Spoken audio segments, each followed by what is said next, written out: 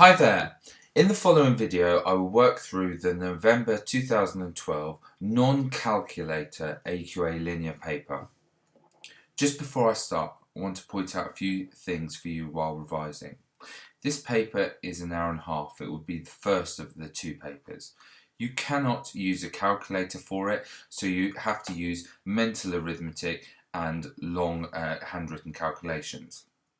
Black ink it is required and pencils drawn in diagram, and basically this section here tells you the paper is out of 70 marks. Questions 8 and 11 you'll be given a couple of marks just for how clearly you lay out your working and how you write it. And the last thing to say is, do not ever write down an answer. You must show all your working in order to gain as full as marks as possible. There are method marks which you cannot obtain just by writing down the correct answer. Last thing to say is, on the second page of the exam booklet there is a formula booklet inside, and you're told the area of a trapezium, volume of a prism, volume of a sphere, surface area of a sphere, volume of a cone, curved surface area of a cone, the area of a triangle, of a non-right angle triangle, the sine rule, the cosine rule, and the quadratic formula. So always be looking out for whether it's any of those formulas you need to use. I'm going to work through this paper now. You should try the question and then mark your work against mine. With mine, take particular care to how I write out the solutions. I'll also spend a bit of time doing a tiny bit of revision if I think it's needed on a topic. Right, question 1. This question is about angles in parallel lines. So I'm going to take a moment to do a bit of revision. Suppose you have two lines. Okay, and they are parallel, and you know they are parallel because there are two arrows identifying the fact that they are parallel. And then there is another line that is not parallel to these two that cuts the both of these. There are 3 rules and 3 words you need to know in regards to these, and they are as follows.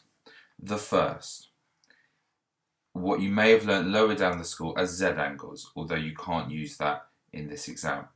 This angle here and this angle here are equal, and they are called alternate angles. So alternate angles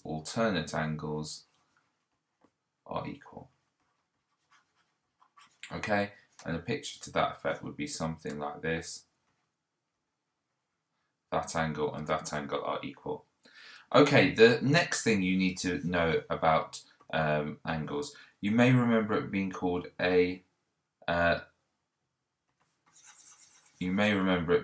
an F angle.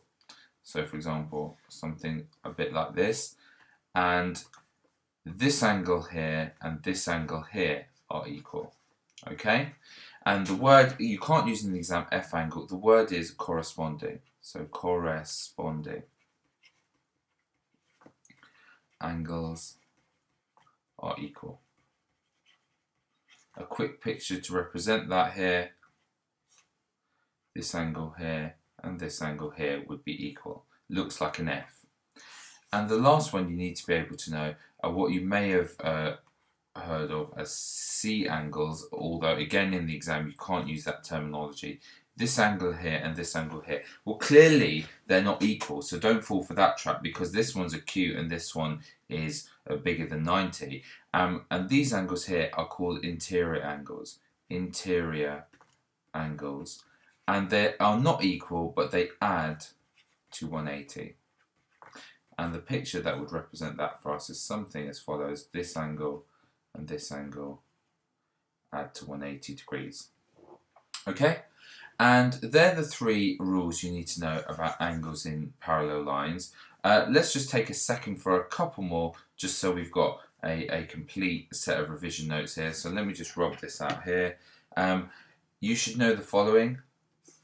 2 lines cross over each other. This angle and this angle are equal, and this angle and this angle are equal, and that would be called vertically opposite angles are equal. So vertically opposite angles are equal. Okay, and the picture will be represented like that. And then a few basic ones that you should all know, just maybe worth writing down. Angles on a straight line, well, they add to 180. Angles around a point clearly add to 360. A right angle is 90 degrees. Anything less than 90 degrees is called an acute angle. Anything that's slightly bigger than 90 degrees but less than 180 is called an obtuse angle. And anything that's bigger than 180 is called a reflex angle. Okay, so they're basically angles summarized on a page for you. Okay, let's go back to our question. Write down the size of angle X. Well, angle X is vertically opposite the 64, so it's 64 degrees. And let's put in brackets opposite. You get the mark for just stating it in this case. Next one, work out the size of angle Y.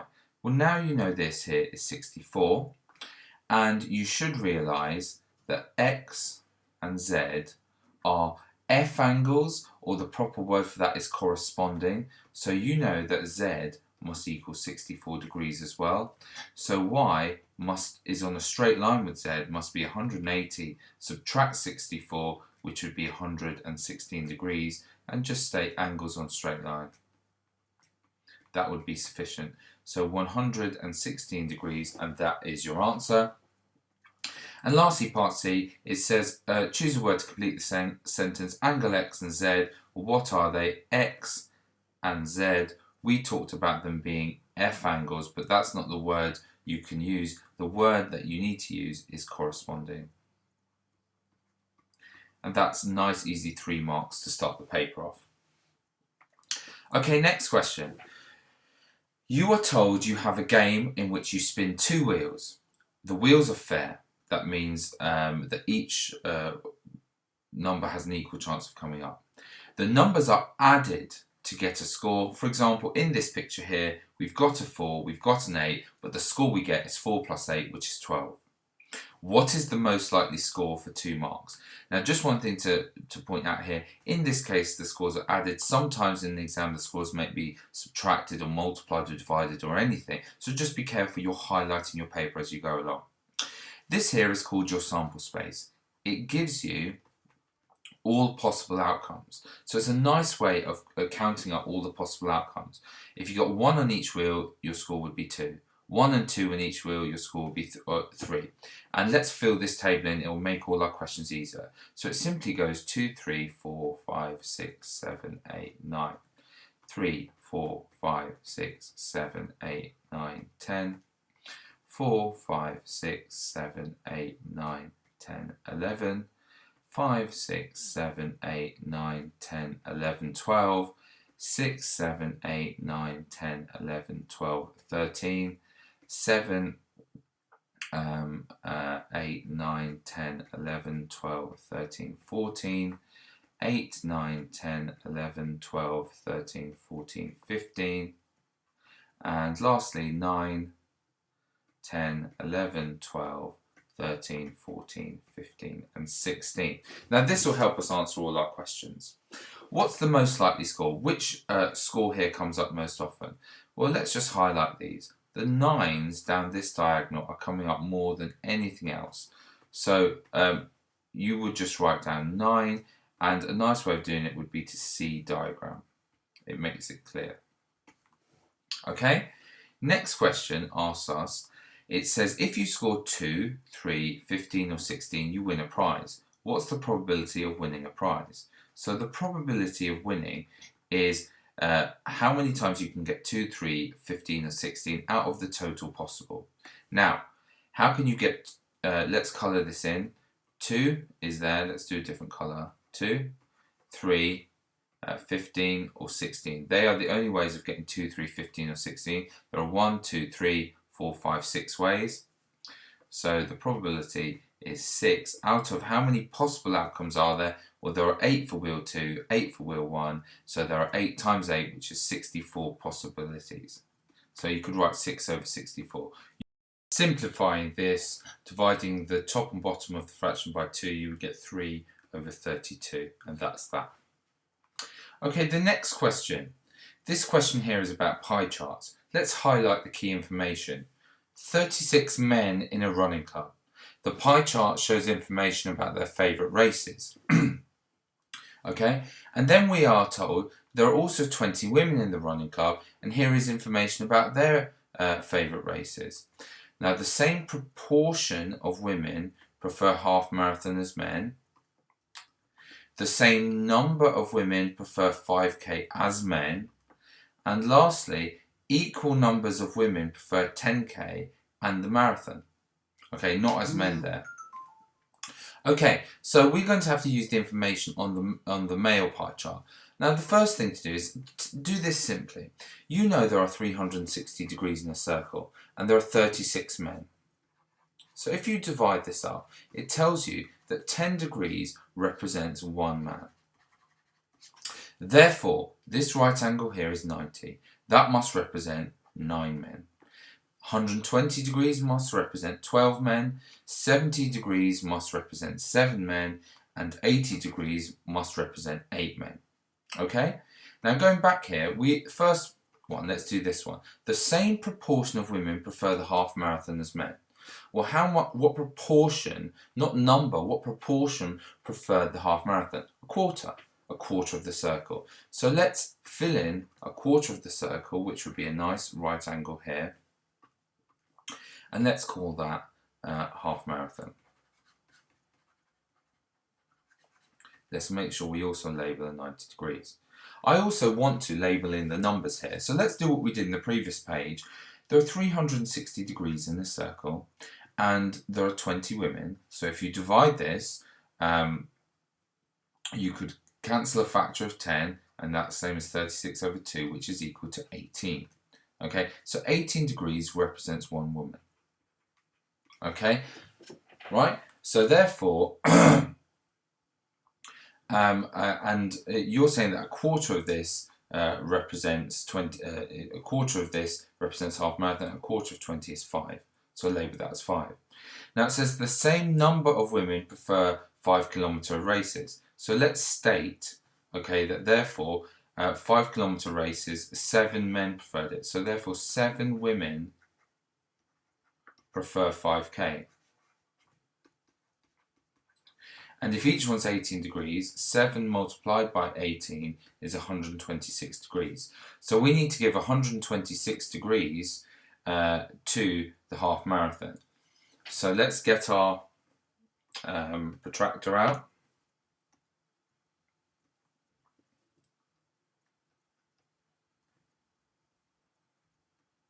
Let's just shrink it a little bit now.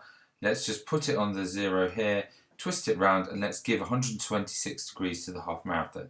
So 0 all the way around here to 126. It's about there. Draw a line. It's 126 degrees. Let's label it in 126 degrees.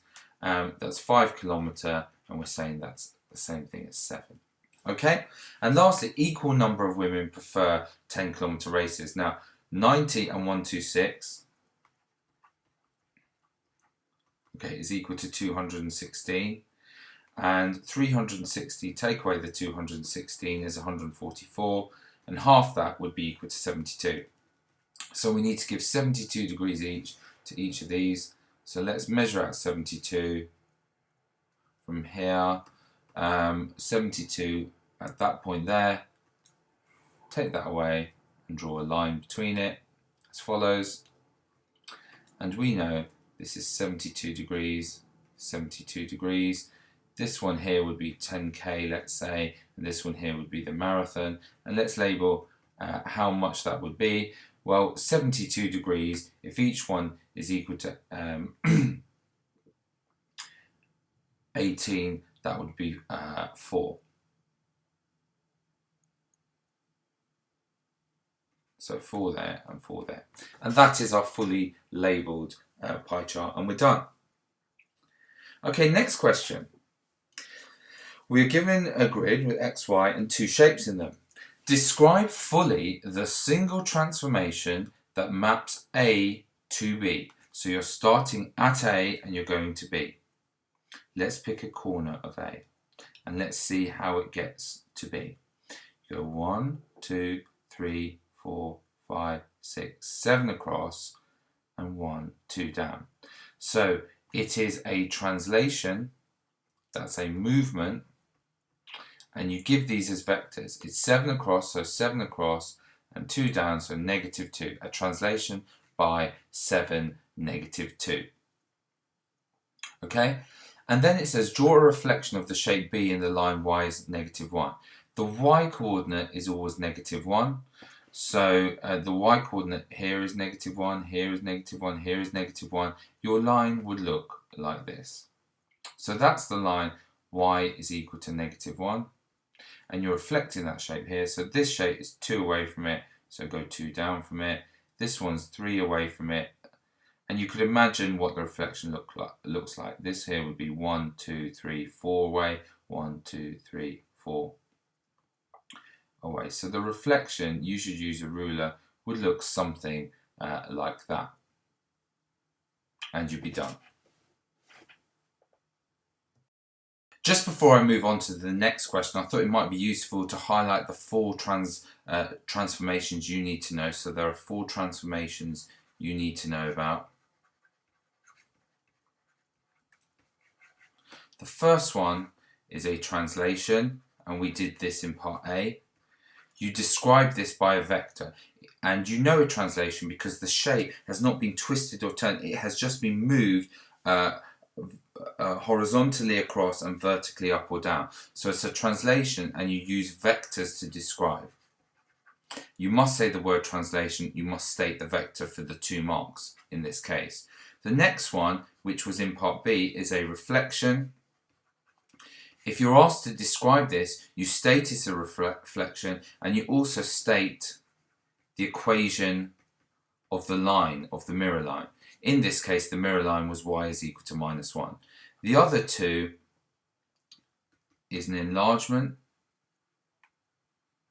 Okay, and for this you have to state the scale factor, how much it's enlarged, and you have to state the center of enlargement. And the last one is a rotation, and for that you have to state the angle, the direction, clockwise or anti-clockwise, and the center of rotation. Okay, so in this case I knew a translation was going on because the shape hadn't been twisted around or reflected. When it's reflected or twisted, the shape is clearly looks different on the page. Here the shape looks the same, it's just been moved. That's a translation. Here's a reflection in this line. If it's 2 away from the mirror line, it would be 2 away from the mirror line here. An enlargement gets bigger or smaller, and a rotation turns it round the page. So there's a quick revision on the 4 transformations you need to know. Next question. Lovely easy question on algebra for 3 marks. There's x's on both sides. Solve 9x, subtract 3 is equal to 4x plus 17. Okay, let's do this in slow stage. First, I want to add 3 to both sides, okay, to sort of undo the subtract 3. So I would get 9x is equal to 4x plus 20. Now I want x's all on one side, so I'm going to subtract 4x from both sides, and then I'll get 9x take away 4x is 5x, would be equal to 20. And I've got 5 lots of x, so 20, so I want 1 lot of x, so I divide by 5 both sides. X is therefore equal to 4. Now at this point you must check your answer is right. You must check. So 9 times 4, your answer is equal to 36, and 36 take away 3 is equal to 33. And on the other side, 4 times 4 is 16. 16 plus 17 is equal to 33 as well. You know you've got it right. Next question, question 6. Factorize 7x, subtract 21. The question you ask yourself, what number divides into 7x and 21? Well, the answer is 7. Take that out of the bracket. 7x divided by 7 is x, and negative 21 divided by 7 is negative 3. And you're done. Next one, you multiply this out. 4 times y is 4y, and 4 times 9 is 36, and you've got a plus, so plus 36. And you're done. Expand and simplify. Now this one is very easy for 3 marks, but I guarantee students will get this wrong because they will confuse the minus. So let's do this slowly. Expand this. 5 times x is 5x. 5 times negative 3 is negative 15. Now, it's very important here. This is negative 2. Okay, don't just times 2 by it. It's negative 2 times x is negative 2x. And it's negative 2 times negative 1, which is plus 2. Now you combine. The minus has been taken care of. This is minus associated with this 2x, not with this here.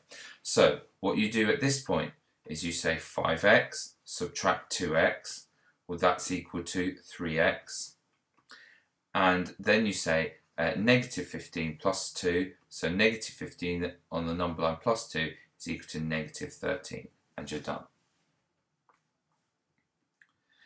Next question. Okay, this question talks about the steepness of a railway track shown in signs. It talks about 1 in 200, and this means that for every 200 meters you travel across, you go 1 meter up. Now, this is the question we're getting assessed on the way we write things down.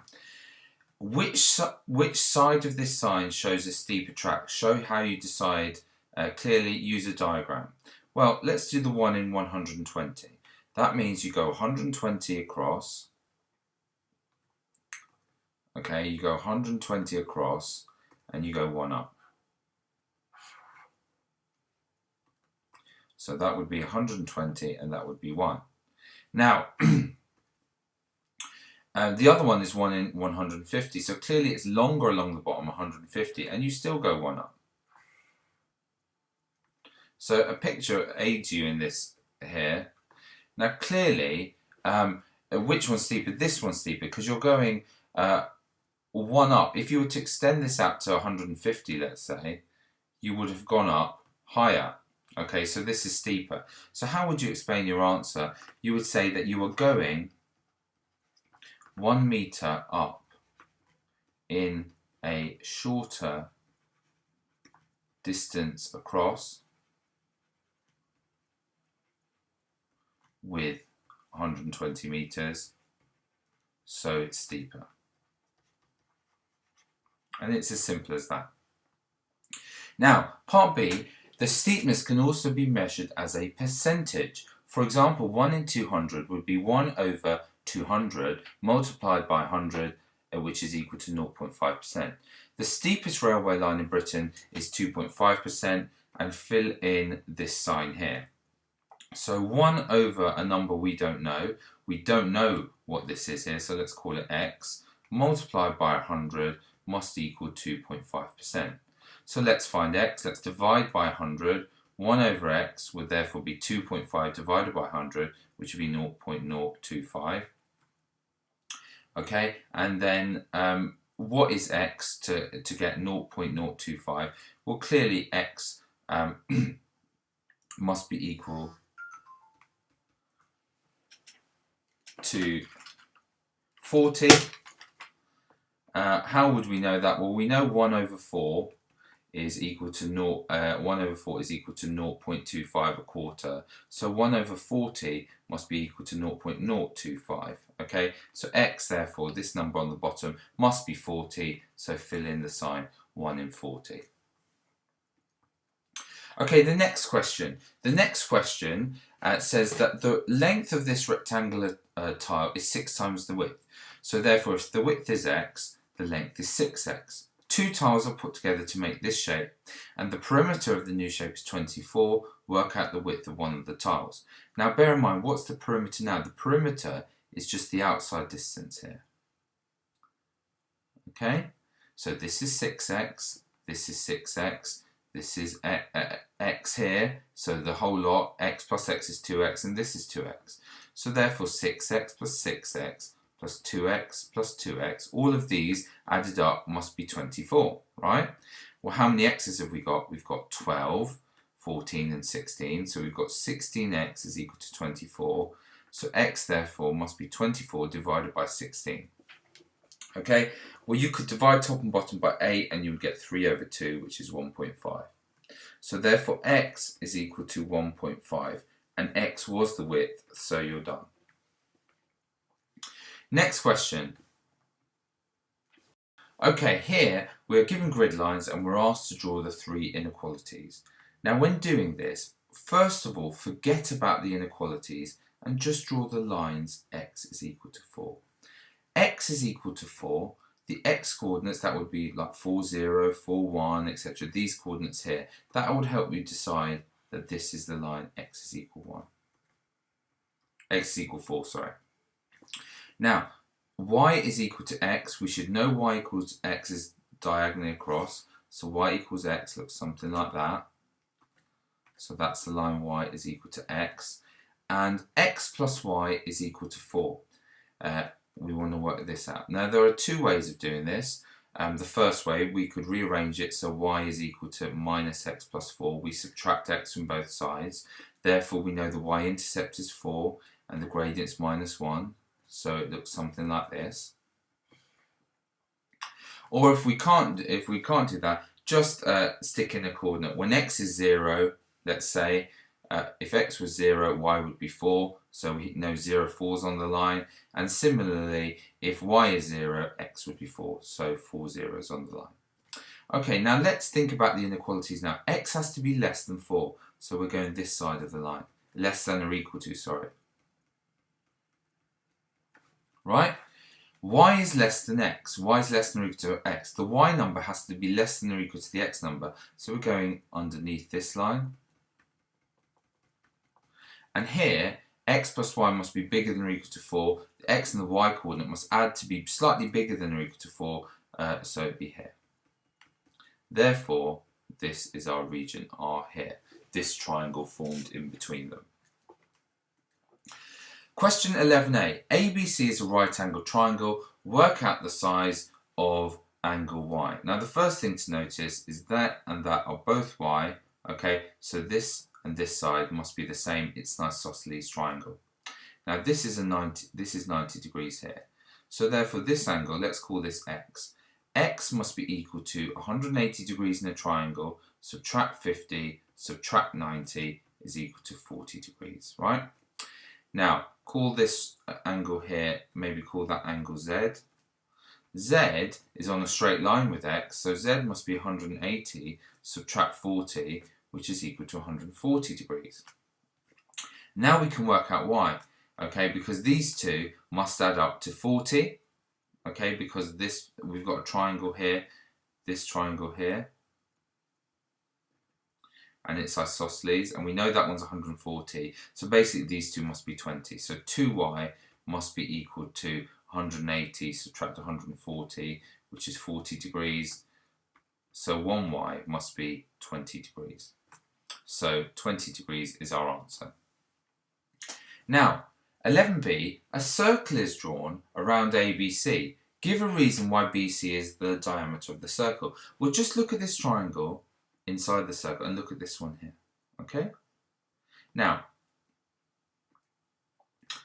this is exactly the same as the previous triangles on the other page. Now, you know that is 90 degrees here, and you could say as angle at A is 90 degrees, BC must be a diameter.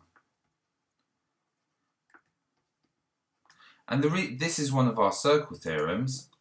Our circle theorem says that when you have angles in a semicircle containing 90 degrees, because you know that's 90 degrees going backwards, that must be a diameter. Okay? Okay, next. PQR is an enlargement of ABC. Work out the scale factor of enlargement. Let's just match up sides. This side clearly matches up to this side. This side matches up to this side. And this side matches up to this side. Now, there's an enlargement going on here. The question is, what is the scale factor of enlargement? So the scale factor must be, what two ones do we know corresponding? We know that one and that one. So 15 divided by 6.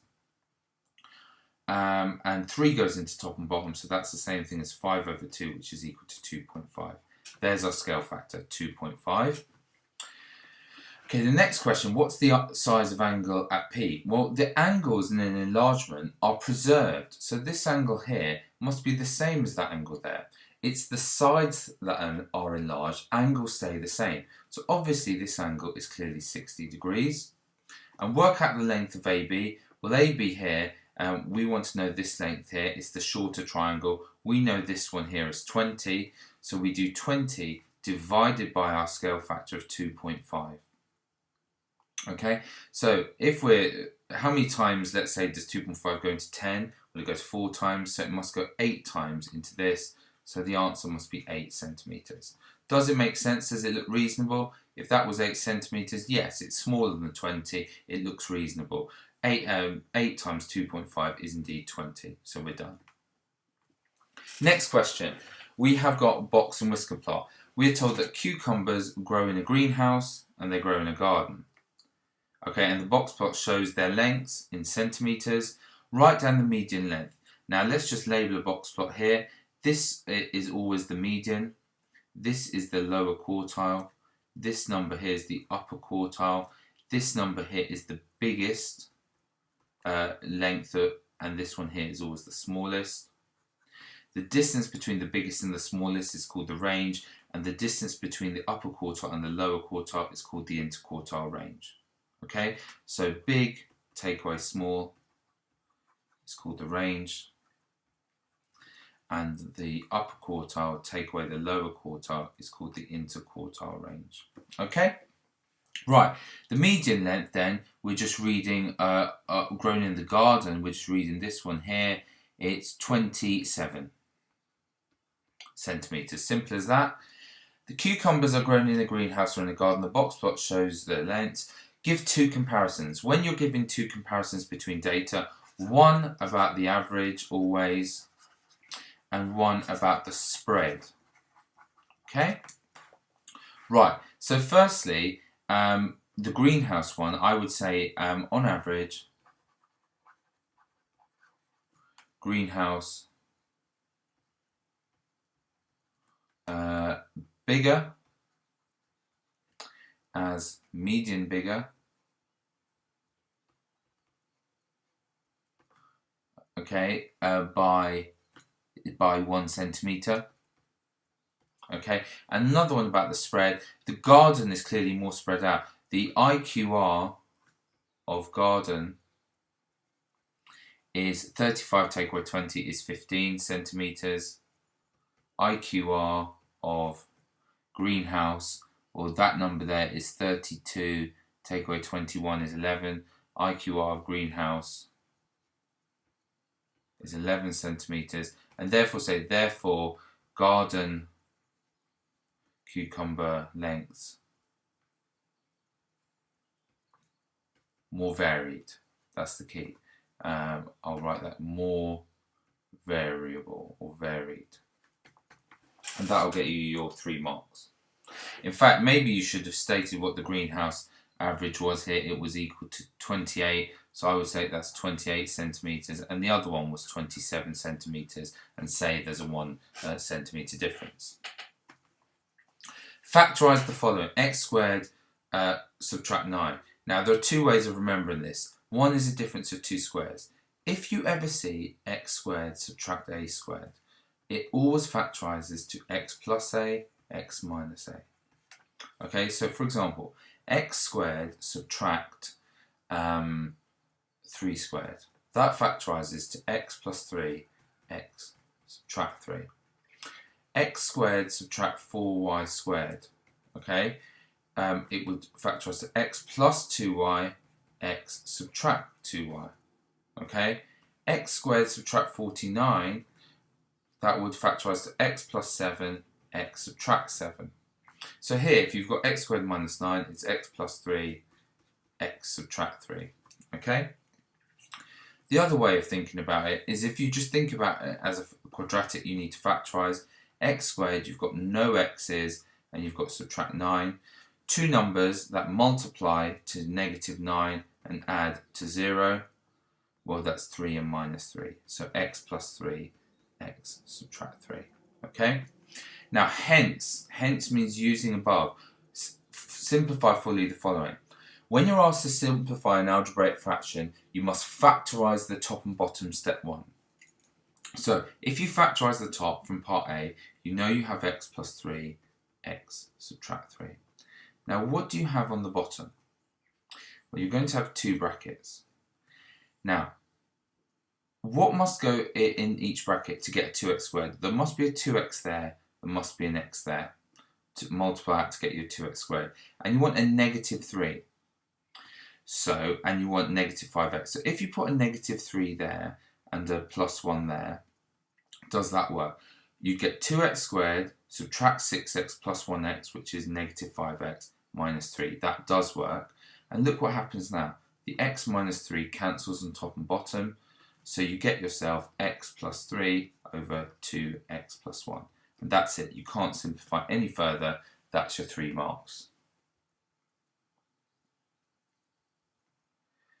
Next question. The area of a trapezium is given by the following formula. For a trapezium with A is 5, B is 8 and H is 6, all the measurements given to the nearest centimetre, work out the minimum possible area.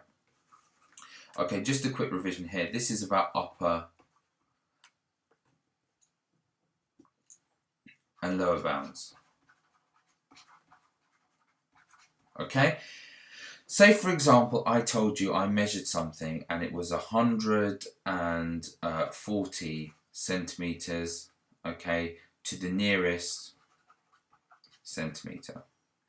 What I do to find the upper bound, my accuracy measurement is 1 centimetre. So I halve that number and I add it on. 140.5 would be my upper bound, and I halve that number and I subtract it and I get 139.5. That would be my lower bound. If alternatively I told you I had measured something and it was 140 centimetres to the nearest 10 centimetres this time, that was my accuracy, then my upper bound, well, my accuracy is 10 centimetres, so I halve it and get 5. My upper bound would be 145 centimetres and my lower bound would be 135 centimetres. This is not a rounding question. I know in rounding that rounds up. This is upper and lower bounds. It's a different topic. So here, we want to work out the minimum area. So we want the minimum of each of these things so that they multiply out to give as small as possible. So A, they're all measured to the nearest centimetre. So if A is 5 centimetres, its upper bound and lower bound, we should write them down. Its upper bound would be 5.5 and its lower bound would be 4.5. B, if it's 8 centimetres, its upper bound is 8.5, its lower bound is 7.5. And H, 6 centimetres, its upper bound is 6.5, its lower bound is 5.5. Okay, so we want the minimum area, so we want the area at its minimum. So we're going to take the lower bounds of each of these. So we're going to do a half, and then A plus B is 4.5 plus 7.5. And we're going to multiply that by 5.5. Now, 4.5 multiplied by, add 7.5. Add the 0.5s, you get 1, and 4 and 7 is 11. So you get 12 multiplied by 5.5. A half times 12 is 6, and 6 multiplied by 5.5, or 6 multiplied by 5 is 30, 6 multiplied by half is 3, so you get 33 centimetres squared as your minimum area. Part B, rearrange this to make H the subject. Firstly, remove this half. Multiply both sides by 2, so you get 2A is therefore A plus B H. And you want to make H the subject, so you just divide both sides by A plus B now, and you would get yourself that H is equal to 2A over A plus B. And you'd be done. So H is equal to 2A over A plus B. Done. Okay, next question. This topic is called stratified sampling.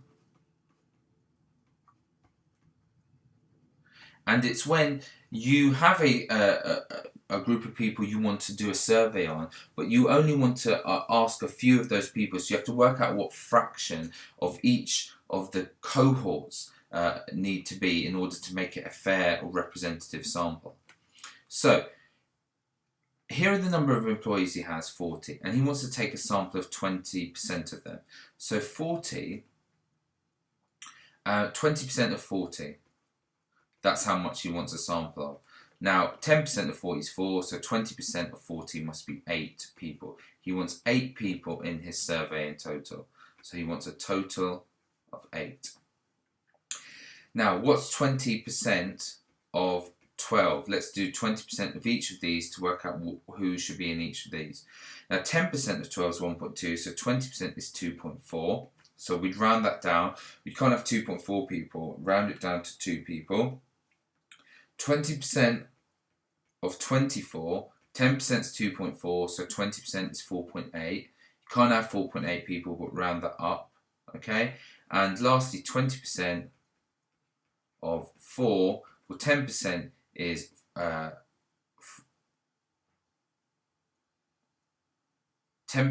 of 4 is 0.4, so 20% is 0.8. We'd have to round that up, it'd be 1. And 2 add 5 add 1 does give me the 8 I'm looking for, and I'm done. And do write your workings. Question 17. Write the following in the form A root 3. You're given a hand here, you're told 3 is an important number in this. Now write down your square numbers. 1, 4, 9, 16, 25, 36, 49, 64, 81 and 100. They always help me. Okay, let's break down root 12. Now you know 3 is an important number, so root 12 is root 4 times 3, and root 75, it must be broken up into 3 as well for this to work. It's root 25 times 3. Okay, so you could break that up as root 4 root 3 plus root 25 root 3. Well, root 4 is 2, so that's 2 root 3, and root 25 is 5, so that's 5 root 3. And 2 lots of root 3 plus 5 lots of root 3 is 7 lots of root 3. So we have expressed it in the correct form. A in this case was 7. Next question. Write these numbers in order of size, starting with the smallest. Bit of revision here. This is the hardest that indices become. You will remember in indices, if you've got a number x to the power of a, and then you raise it to the power of b, then to the power of the power rule says that this would be x to the power of a multiplied by b. Okay? Now going backwards, if you have x to the power of 2 numbers multiplied together, you can break this up into x to the power of a all to the power of b, because you know that you could multiply these together. Okay? So let's do this with something like 64 to the power of 2/3. Now this is complicated to work out, but what if I said this is 64 to the 1/3 multiplied by 2? All squared, sorry. Because I know that writing it like this, I could multiply 1/3 by 2 and get 2/3, and it would be right. Now 64 to the 3rd, I can actually work that out. It means the cube root of 64, and the cube root of 64 is 4. So this thing is equal to 4 squared, which is 16. So the key with these is to write them in the following form. 27 to the 2/3, write that as 27 to the 1/3 squared. Okay? Now 27 to the 1/3 is the cube root of 27, which is 3. So this thing here is 3, so this is 3 squared, which is 9. Now 64 to the 1/3, well, that just means the cube root of 64, which is 4. And 4 to the power of 3 over 2, let's do the same trick. That's 4 to the half, all to the power of 3. Now 4 to the half is the square root of 4, which is 2, so that's 2 cubed, which is 8. So then we can write them in order. The smallest is therefore 64 to the 3rd, which is equal to 4. The next smallest is 4 to the power of 3 over 2. And the next smallest is 27 to the power of 2/3, and we're done. Okay, next. ABCD is a triangular base pyramid. The base BCD is a right angle. So this is very important for us here. So let's actually draw that out here. BCD is a right angle. So B here, C and D. and we're told we have a right angle here, okay, and we're told that side's x and that side's also x, okay, and that's the base. So I've just drawn this base out here, a bit easy for us over here, okay. Now A is directly above B, so this one's directly above that, so that is also a right angle therefore. And BC is equal to BD, BC is equal to BD, they're both x, and AB is twice BC. So if this is x, AB here, this one here must be 2x, right? And the volume of the pyramid is 72 centimeters cubed, and you're told the volume of the pyramid is the third multiplied by the base area multiplied by the height. Now the base area, let's work this out from our picture. The area of a triangle is half the base multiplied by the height. Half of x multiplied by x, so it would be half of x times x, which is x squared. So the volume we know is 72. So we know that 72 is equal to a third base area times height. So a third. Now the base area we've just said is equal to a half x squared, right? And then the height of the whole shape here, this is the height here, must be 2x. Okay, so we're going to multiply these together. Now half times 2 is 1, and x squared times x is x cubed. So this simplifies to a third x cubed.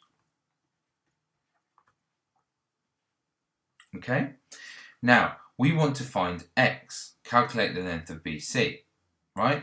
So therefore let's multiply by 3 here. So let's continue our working over here. 72 is equal to a third x cubed. Let's times by 3.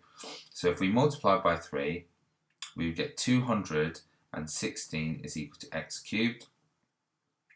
And we know that we should know the cube root of 216 is 6. So x is therefore equal to 6, because 6 times 6 times 6 is 216. So x in the diagram is 6 centimeters, and we're done.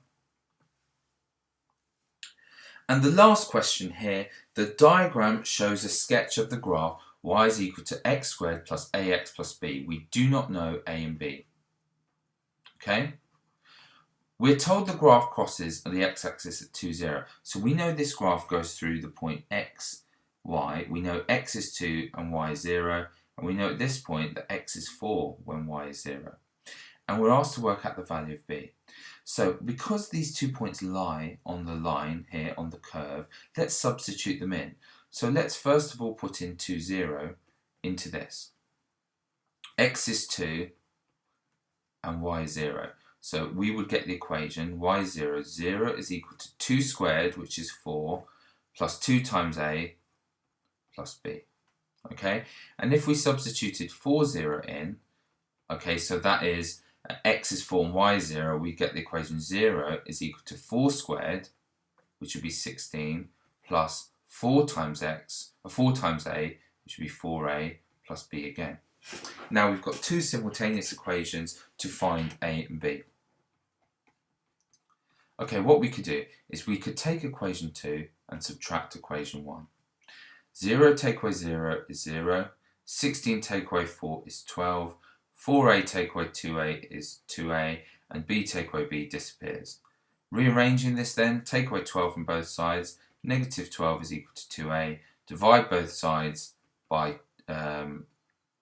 2 and you get a as negative 6. But you want b, so substitute back into one of these. Let's sub back in 1. If you know a is negative 6, 0 is equal to 4. 2 times negative 6 is negative 12 plus b. 0 is equal to 4, take away 12 is negative 8 plus b. Add 8 to both sides, therefore 8 must equal b. And that is your final answer, and we are done on this paper.